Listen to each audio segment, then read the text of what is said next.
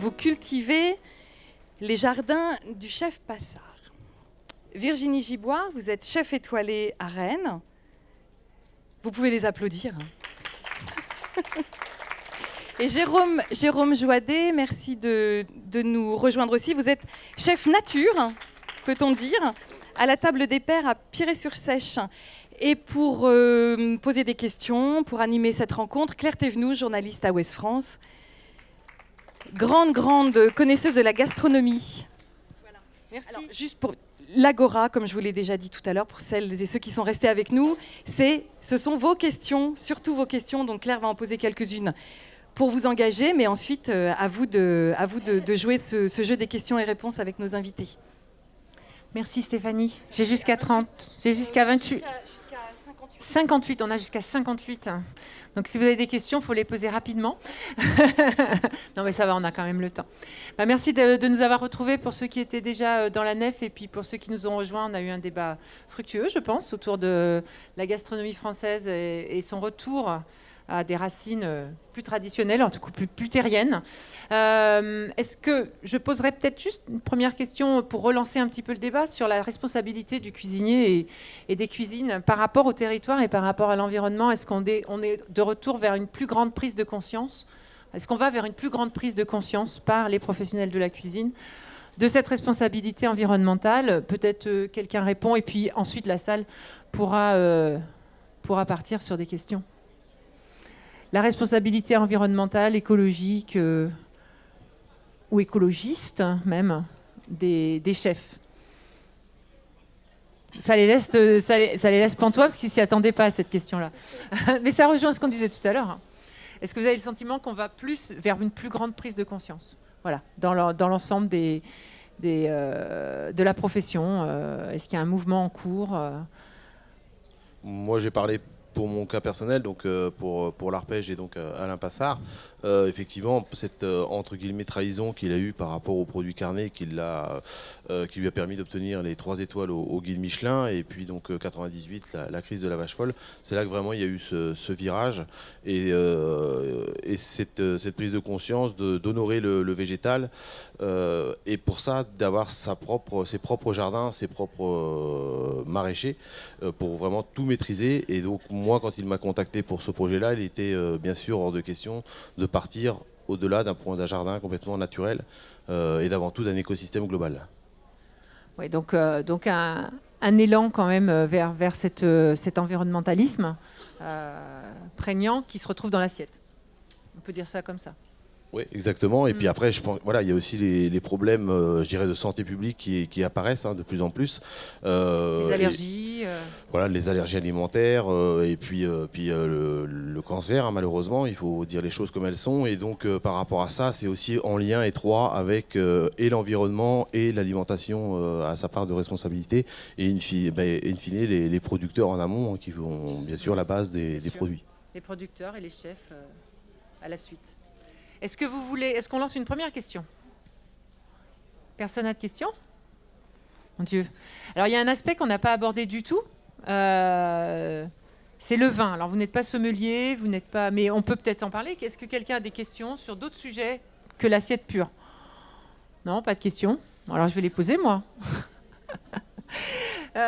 J'avais une question par rapport à ce qu'on voit fleurir un petit peu sur les cartes des restaurants aujourd'hui, qui sont les mentions, par exemple, fait maison, ou produit local, ou même le sourcing dont on parlait tout à l'heure, c'est-à-dire les noms des fournisseurs qui commencent à apparaître sur les cartes des restaurants. Les petits poissons de Annie Bossel, Vincent Bossel ou Annie Bertin, merci. Est-ce que c'est un bon signe? Est-ce que c'est fiable? Est-ce que c'est le signe d'une cuisine saine? Et pour le consommateur, comment s'y retrouver? Je pense que certains fournisseurs, ça devient une référence maintenant au niveau du marché. C'est sûr qu'Annie Bertin, c'est une des références comme les frères. Ouais, on n'entend pas. Hein. Je crois qu'on n'entend pas trop le micro de Virginie. Ou alors, il faut le mettre plus près de... Voilà. Peut-être le mettre sur le menton un petit peu. J'ai pas trop l'habitude. Plus près du menton, en fait. Voilà. Très bien. Je ne sais plus.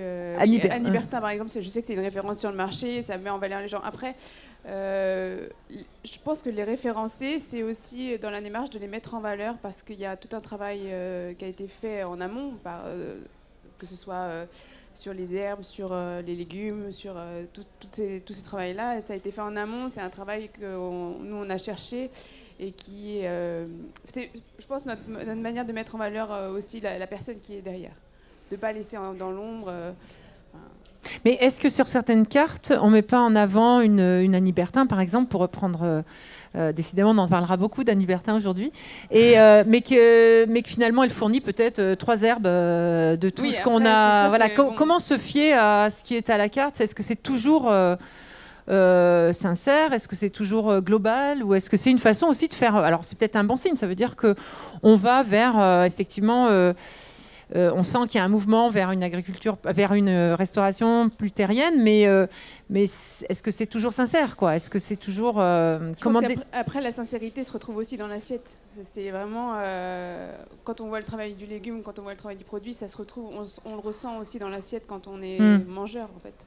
Donc après, c'est sûr que à Paris, c'est bien de mettre Annie Bertin en valeur, quoi.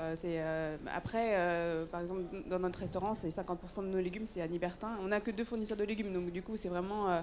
j'ai pas de jardin. Peut-être un jour. Peut-être un jour. Mais du coup, c'est vrai que... à Paris, Annie Bertin, c'est une mode.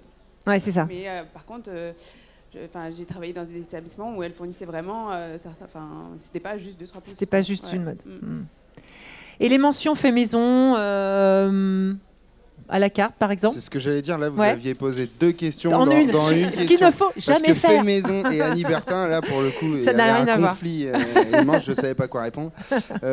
Après, fait maison, c'est en tout cas le logo, enfin le marketing fait maison est hyper dangereux. Parce que vous achetez 2 produits à un métro ou d'autres grandes surfaces spécialisées dans la restauration qui ne sont pas associés dans le même packaging et vous les rassemblez. C'est-à-dire vous achetez une crème anglaise toute faite et un brownie tout fait, congelé ou pas, et vous les mettez ensemble et c'est fait maison. Et on a le droit de mettre fait maison. Donc c'est hyper dangereux. Moi, à partir du moment où on est un restaurant, hein, donc tout type, ça peut être restauration rapide aussi, hein, voilà. Si on doit le justifier, c'est qu'il y a un problème. À partir du moment où on doit le justifier, il y a un problème. Pour moi, voilà. Donc à partir du moment où c'est spécifié sur la carte, vous vous dites méfiez-vous. Moi, si on a mis le petit logo avec la casserole et le petit toit, là, je panique. Tout de suite. Alors après, il y en a peut-être aussi qui sont vrais dans les deux, hein, c'est-à-dire qu'ils le font vraiment et qui utilisent le logo, mais ça me fait peur. Bon. Donc méfiance. C'est un petit peu aussi...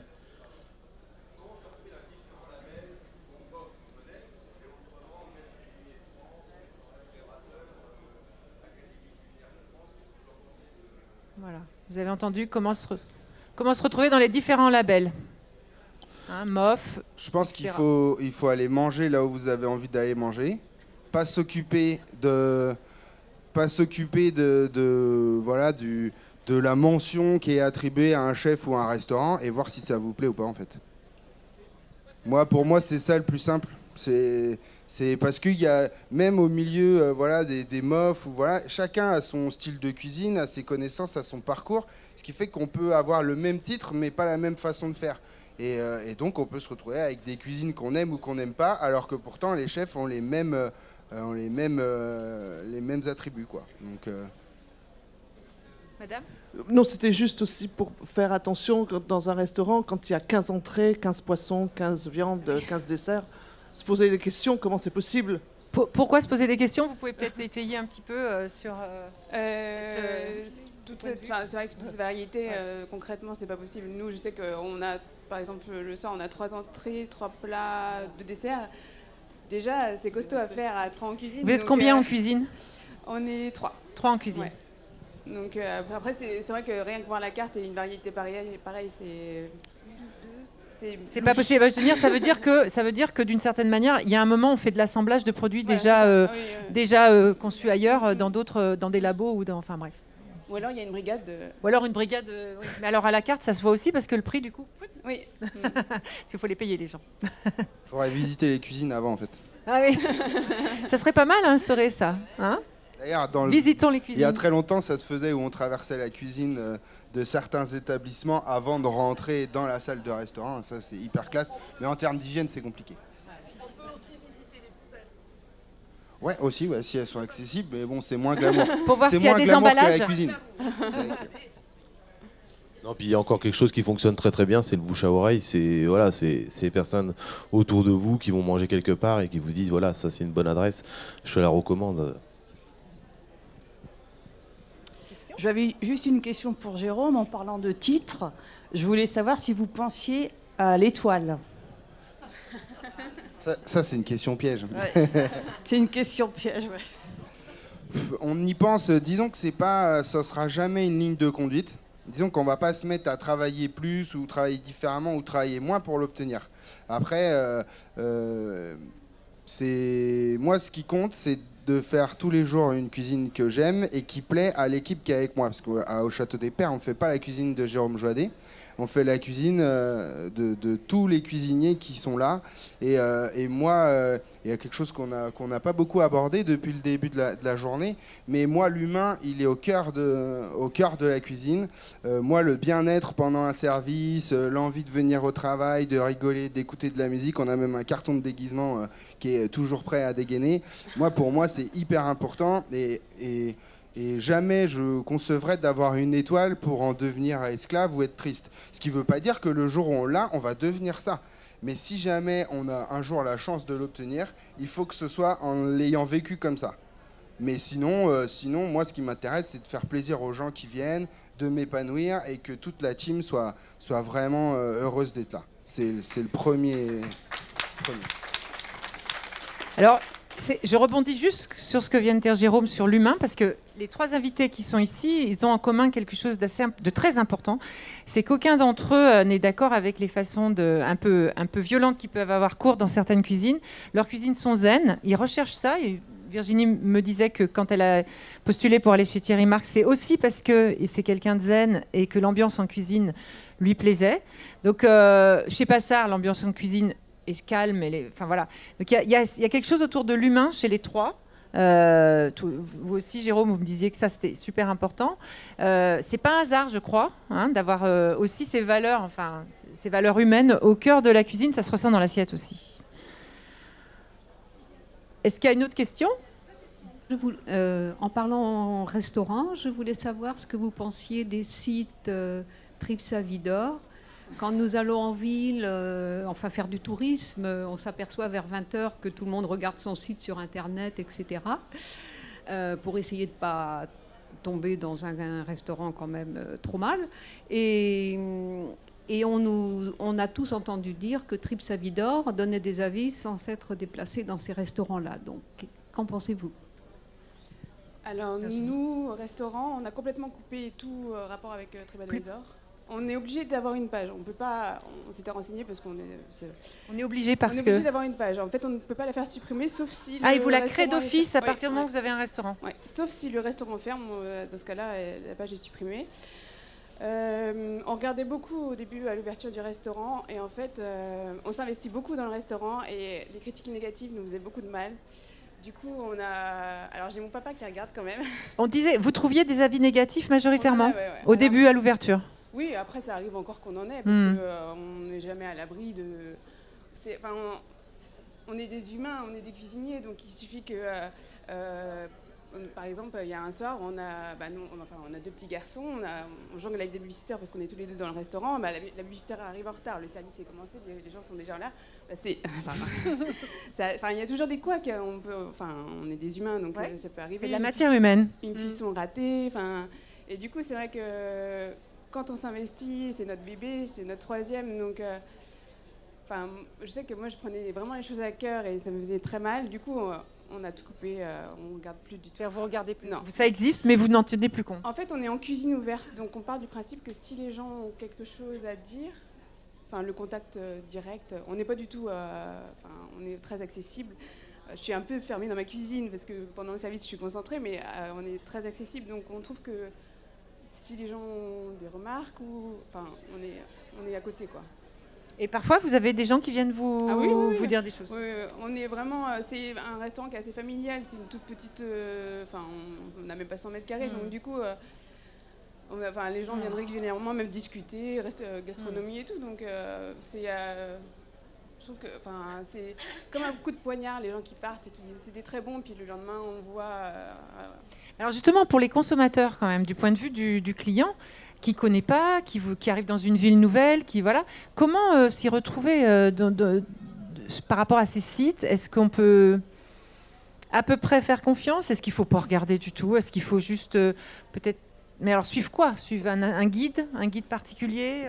Personnellement, je pense, comme disait Jérôme, il faut pousser déjà regarder la carte en amont, c'est la première des choses, voir effectivement si c'est une cuisine qui nous parle, et après pousser la porte de l'établissement, et puis passer derrière la table, goûter, et se faire son propre avis, parce qu'avec tous ces sites, effectivement, notamment celui-là qui est cité, où il y a beaucoup de polémiques autour de celui-ci, c'est la première des démarches. Mais c'est la même démarche qu'on a, à mon sens, pour faire sa propre cuisine chez soi.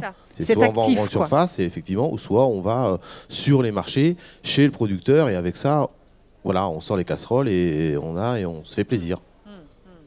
Et on essaye d'inculquer à ses enfants cet art de vivre. Ça aussi, c'est aussi l'éducation des grands, l'éducation des petits. Une autre question ? J'ai une réflexion. Je voudrais savoir ce que vous pensiez tous de la perte de l'étoile de Bocuse, donc qui est un fleuron de la France. Et paradoxalement, nous avons l'Argentin au Mirazur, là, qui est champion du monde de cuisine, que je connais bien. Quelle est votre réflexion sur cette cuisine d'autrefois, qui peut-être n'a pas pu évoluer ou qui doit rester en l'état? Quelle est votre réflexion par rapport à cette cuisine mondiale de Mirazur et celle qui est locale, notre française? Pour moi, c'est pas un débat. C'est-à-dire entre ceux qui perdent des étoiles, ceux qui en gagnent, et puis surtout là, quand on compare quelqu'un qui est maintenant et quelqu'un qui était avant, c'est comme la littérature, on pourra toujours essayer de faire lire aujourd'hui du Victor Hugo, c'est un peu compliqué, quoi. C'est un peu compliqué, c'est plus trop dans l'air du temps, mais par contre, ça a construit la littérature française. Ça ne veut pas dire qu'il faut à tout prix lire que du Victor Hugo parce que ce qui sort aujourd'hui, c'est moins bien. La cuisine, c'est pareil. Il y a ceux qui étaient là avant, qui ont fait avancer toute la cuisine, et puis ceux qui sont là aujourd'hui, qui bénéficient des renommées d'aujourd'hui, en fait, sont déjà en train de construire la cuisine de demain. Mais demain, celui qui a 3 étoiles aujourd'hui va sans doute en perdre, mais il aura fait son chemin, il aura fait son action. Et c'est bien ça le plus important à retenir, en fait. Alors effectivement, il y a un impact économique, il y a la renommée, il y a tout ça. Mais je pense qu'il faut essayer de prendre de la hauteur sur ce sujet. Et puis des guides, il y en a plein, ils ont tellement de critères. On n'enlèvera jamais à Paul Bocuse et à tous les gens qui l'ont entouré ce qu'ils ont fait. Mais en tout cas, si ça permet de porter aujourd'hui Mauro Colagreco au Mirazur, tant mieux. D'autres réflexions sur les étoiles, c'est l'importance des étoiles en France. C'est quelque chose, hein. L'importance des étoiles. En fait, on se dit c'est qu'un guide, on se dit c'est qu'une étoile. Pour nous, ça a été quelque chose d'assez dingue au niveau de l'entreprise. Économiquement, médiatiquement. Oui, c'est ça. Économiquement, au mois de janvier, on avait encore des soirées où on faisait 8 couverts, quoi. Donc sur une capacité... Juste avant l'étoile. Et depuis Depuis, on a moins de problèmes. Il n'y a plus de place, réservée très à l'avance. Non. Mais c'est vrai qu'on se dit c'est qu'une étoile, c'est qu'un guide, mais en fait, pour nous, ça a été énorme. Après, on a été assez bousculés par... On nous avait dit faites attention, mais ça a été plus gros que ce qu'on pensait aussi. Après, on n'a pas changé notre façon de travailler non plus. On est resté comme on est le même nom en cuisine, on est le même nom en salle. On n'a pas décidé de changer pour autant. Donc du coup, après, par rapport à Bocuse, je pense que c'est un débat qui va être un peu compliqué le 27 janvier. Mais voilà. Le 27 janvier, qui est la date de la remise de la prochaine édition. De la prochaine édition, voilà, de l'officialisation de l'information. Peut-être, Sylvain, une réflexion là-dessus ou pas? Pour le jardin, ce que je disais tout à l'heure au début du débat, il a pu voir le jour à ce niveau-là et de cette ampleur-là parce que derrière, il y a un 3. Économiquement, c'est possible grâce parce qu'il y a une masse salariale qui est grâce au niveau de cuisine tout à fait, notifié par les 3 étoiles. Voilà, notifié par les 3 étoiles. Et c'est vrai que chaque année, c'est une remise en cause et ils attendent la sortie du guide. Chaque année, ils attendent quand même. Ouais. Même à l'arpège. Même à l'arpège, il est comme tous les autres. Voilà. Après, bon, il y a l'ancienneté, il y a une notoriété, il y a tout ça, mais bon, il n'est pas exempt de comme l'a été Bernard Loiseau à une certaine époque, Marc Vera dernièrement, M. Bocuse, de passer à la trappe pour une étoile. Et là, c'est vrai que c'est une remise en cause très très importante, quoi. Très importante, parce que du jour au lendemain, c'est 20-30% de clientèle en moins, puisqu'il y a la clientèle internationale qui vient dans ce genre d'établissement, et eux ne regardent pas ce site TripAdvisor là, mais ils se réfèrent plus effectivement au Goemio ou au Michelin. Et voilà. Les 2 guides majeurs qui sont la référence en la matière. Merci. Une autre question peut-être? Oui, bonjour. Je voulais juste poser une question à Madame Giboire là. Pourquoi gastronomie rime avec hors de prix? Alors, hors de prix, je dirais pas ça. Après, on cherche des produits de qualité aussi, donc on a déjà des produits de qualité dans l'assiette. Hors de prix, on est à 32 € entrée plat dessert le midi, donc je pense pas qu'on soit dans une catégorie hors de prix. Malheureusement, c'est un peu... Ça peut être le cas à Paris. En région, non, mais à Paris, c'est sûr que quand on va dans un palace, quand on va dans on est dans d'autres sphères, on va dire. Après, par exemple, quand on voit par exemple à la Bassard, je sais qu'il a des tarifs qui sont assez élevés, mais il y a tout un travail aussi. Quand on sait qu'il y a une dizaine de jardiniers derrière, autant en cuisine, vous dites 50 L'ensemble de l'établissement, c'est environ 50 salariés.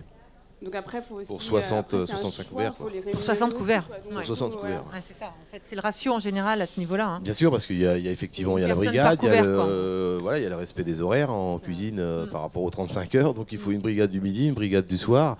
Il y a la partie sommellerie, il y a la partie pâtisserie. Puis voilà, il y a les jardiniers là-dessus. Donc... Et puis, je voudrais juste ajouter que gastronomie, il y a de la gastronomie à tous les niveaux et à tous les ordres de prix. C'est-à-dire qu'on peut aussi... on parlait de la bistronomie rapidement tout à l'heure, mais la cuisine de marché fait aussi de la gastronomie et à des tarifs, à mon avis, assez abordables. Est-ce que vous voulez poser une autre question peut-être encore? On a encore un peu de temps. Oui, j'ai une question par rapport aux racines, on va dire. Dans votre jardin, et j'imagine pour vous également, restaurateur, vous utilisez des ingrédients, des produits qui peuvent être des légumes anciens, qui peuvent être des espèces qui, a priori, d'un point de vue réglementaire, on demande à faire supprimer. Or, ça fonctionne dans les grands restaurants où viennent des décideurs pour que ça continue, et tant mieux. Mais comment faire pour que justement ces espèces de légumes et de fruits puissent continuer à être abordables par tout le monde, y compris sur les marchés, qu'on n'interdise pas ces graines et ces ressemences. Alors effectivement, c'est la question des semences, oui. Hein. Ouais, là c'est effectivement une problématique. Dans le jardin, effectivement, on a ces variétés dites anciennes, légumes oubliés comme le panais, le rutabaga, etc. Après, il y a ce catalogue du CNIS qui fait la pluie et le beau temps sur les semences commerciales. Et puis il faut, je pense, s'octroyer le droit pour la diversité, pour sauvegarder les variétés, d'aller cultiver des choses en dehors des sentiers battus, parce qu'il y a des choses aussi intéressantes pour la cuisine. D'un point de vue texture, d'un point de vue saveur, mais il faut pas aussi. Il y en a aussi certains qui sont vraiment pas intéressants. Moi, j'ai eu l'occasion de travailler plusieurs variétés de melons notamment. Je pense que le melon de l'époque n'était pas du tout le même critère que le melon d'aujourd'hui. Je pense à Noir des Carmes, Prescott à Fond Blanc par exemple, où on avait un melon sur 5 ou 6 pièces qui était gustativement intéressant et les autres ne l'étaient moins. Aujourd'hui, il y a des variétés qui permettent d'aborder ce sujet-là.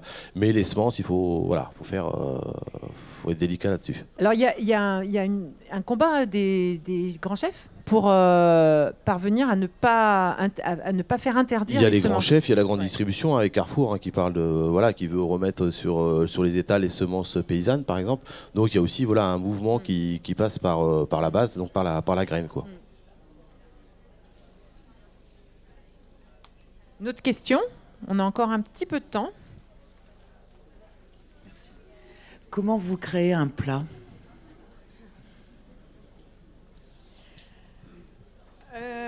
Comment on crée un plat ? C'est d'abord, en fait, on part vraiment du produit et après on va le cuisiner. Donc ça sert vraiment le produit en premier et après on connaît des associations, on goûte, on travaille sur d'autres produits. C'est vraiment, on part du produit de base et après, c'est aussi l'expérience un peu. L'expérience, après... Mais c'est aussi une forme de créativité, c'est de la création. C'est-à-dire que vous voyez une matière, qui est le produit, et ça vous fait penser à quelque chose. Il y a un processus de créativité derrière. Le légume en tant que tel, pour ma part, mais ça va aussi pour une pièce de viande, ça va aussi pour un poisson, c'est source d'inspiration. Par rapport au cuisinier. Et c'est pour ça que par rapport à ce qu'on disait tout à l'heure dans la première partie du débat, il y a eu une demande d'Alain d'une part bien sûr d'avoir la saisonnalité des produits, mais d'aller chercher ce jeu de couleurs dans les produits, donc que ce soit sur les navets, que ce soit sur les carottes, que ce soit sur les betteraves, sur les choux-fleurs, parce qu'il a remarqué que bien sûr, il y a la saison et il y a aussi une interaction très forte au niveau des couleurs. Donc on a 4 couleurs dans un jardin. Le thème du blanc, tout ce qui est jaune, orangé, le thème du rouge, pourpre et le thème du vert. Donc à nous de composer par saison, par famille de légumes, cet assemblage pour qu'une fois que ça arrive en cuisine, ils aient les produits devant eux bruts et après l'imagination fait le reste. Et après, il y a une notion qui est assez... que j'essaye de faire vivre aussi dans la cuisine et que je fais vivre qu'on fait vivre avec le reste de l'équipe, c'est aussi un moyen d'expression. Pour moi, la cuisine, c'est aussi ça, et pour le coup, ça passe par des plats. On a des histoires à raconter qui ne sont pas forcément les nôtres. On parlait de citer des fournisseurs, ou moi, par exemple, je ne mets jamais Annie Bertin sur ma carte, je mets Annie. Et plein de fois, j'ai été chez elle, plein de fois, j'ai appris des choses, plein de fois, elle m'a rembarré quand je lui ai posé les questions parce que c'était des questions stupides apparemment.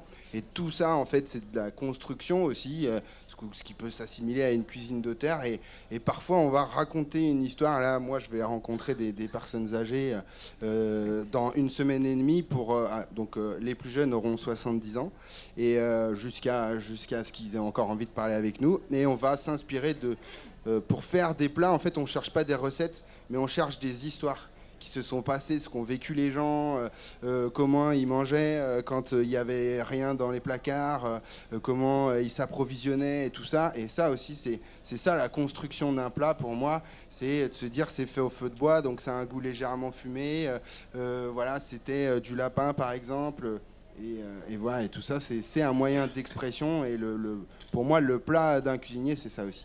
Ce travail, vous le menez avec la médiathèque de... Oui, avec la médiathèque de Saint-Aubin-du-Pavail, qui fait partie du pays de Château-Giron. Saint-Aubin-du-Pavail, et donc ça va donner lieu à une sorte de fond d'histoire liée à la nourriture et l'histoire. Ouais, c'est ça, mais c'est pas des recettes, c'est vraiment l'histoire des gens et comment ils ont grandi avec la nourriture à une époque que nous, on n'a pas vécue et qu'on va pouvoir retranscrire et moderniser pour la faire continuer à travers les années. Et les cuisiniers sont aussi des artistes à part entière, donc ils dessinent une assiette et effectivement cette assiette, une fois qu'on est devant, les 5 sens rentrent en éveil et déjà le visuel, vos subconscients vous disent ça semble bon, après il y a le nez, après il y a le goût et il y a les saveurs, mais avant tout le visuel a une part très très importante pour construire une assiette. Et avant d'arriver sur la carte, combien de temps qui se passe entre la création et le passage sur la carte?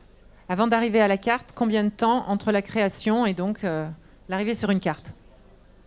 Des fois 1 heure. Ouais. En général, c'est les plats les mieux, ceux qui sont les moins réfléchis. Donc après, c'est plus de l'instinct, quoi. Mais des fois, le soir pour le soir. Et parfois plus longtemps? Ou comment? Le plus longtemps, des plats très très travaillés qui peuvent demander beaucoup de temps ou pas du tout? Vous en faites pas du tout de ce type-là? Non, j'en ai fait à Paris où ouais, voilà. fallait faire goûter, on faisait un plat, on changeait la carte 4 fois par an, on faisait goûter un plat et il fallait le faire goûter 15 fois avant que l'assaisonnement soit juste. Fallait le faire goûter combien de fois? 15 fois au chef. Mais là, on n'est plus du tout, c'est plus une cuisine d'instinct, d'instant. Et pour ma part, en amont, c'est plusieurs mois et voire plusieurs années. Bah oui, avec le jardin, ça se prépare un petit peu à l'avance. Nous, on travaille entre 4 et 6 mois avant la carte, bien sûr, dans les jardins au niveau du temps. Mais par rapport à votre question, on propose des choses, puisque nous, on a carte blanche sur le choix des variétés. Et puis, il n'y a pas le déclic. Ça arrive en cuisine et voilà, ils n'ont pas l'inspiration. Et ça peut durer la saison du produit. Donc, nous, on insiste. Et l'année d'après, voilà, il y a le déclic, il y a la chimie avec un autre légume, avec une autre approche de la cuisson, et il y a un plat qui est lancé. Jérôme, combien de temps, vous, entre l'idée et je rejoins un peu Virginie, et il y a parfois 1 heure et parfois 1 an. Parce que en fait, nous, par exemple, on fait nos propres charcuteries. Donc, par exemple, là, en ce moment, on est en train de servir un bœuf wagyu donc, qui est élevé à quelques kilomètres du château. Et on le sert sous forme de charcuterie. Mais on l'a mis au salage il y a 1 an. C'est celui de l'année dernière, mais on savait que cette poitrine de bœuf qui est souvent négligée, une fois séchée, on allait pouvoir la travailler autrement. Et aujourd'hui, dans le même plat, on sert un bœuf wagyu qui est là, qui a quelques semaines, et un bœuf wagyu qui a 1 an. Et on attendait impatiemment que cette charcuterie soit prête. Mais on travaille aussi dans le temps et pour le coup, là, quand on fait ça, on travaille le vivant parce qu'il faut faire confiance aux bactéries, il faut faire confiance à son environnement, au taux d'humidité, tout ça. Et ça, c'est pas nous qui le contrôlons forcément. Et donc, quand on commence à cuisiner le vivant, les vinaigres, les misos, les cogiles, toutes les bactéries qui peuvent vivre et qui peuvent faire du bien, là, on contrôle pas le temps, quoi. Merci. Claire, si je puis me permettre une dernière question, réponse assez courte et on laisse la place à la table ronde suivante. Oui, je voulais dire que hier soir, je suis tombée tout à fait par hasard sur un reportage télévisé où Madame Giboire, vous parliez du blé noir breton. Et ça rejoint ce que vous disiez par rapport à un produit, une histoire, me semble-t-il. Parce que vous en parliez tellement bien, en particulier à la fin où vous disiez que c'était votre enfance et la galette qui remontait à travers tout ce travail que vous faisiez avec le blé noir. Et je trouve que, vous l'exploitez, vous cherchez tout un tas de choses, tout ce que vous pouvez cuisiner, tout ce qui peut être bon à faire avec ce blé noir. Et je trouvais ça très intéressant. Merci. Une réaction? Non, après, c'est vrai que le blé noir, c'est une saveur d'enfance. Et on a toujours ce petit goût en bouche. C'est pas que la galette saucisse, c'est vraiment le goût de sarrasin qui reste. Et pour moi, c'est comme une Madeleine de Proust. En fait, c'est vraiment l'ingrédient qu'on adore, quoi. Cuisiner, c'est l'enfance, en fait. Hein. C'est ça. Je pense qu'on reste un peu enfant quand même, malgré tout. On va s'arrêter sur cette conclusion. Merci à tous et à toutes. Merci à vous. Merci infiniment.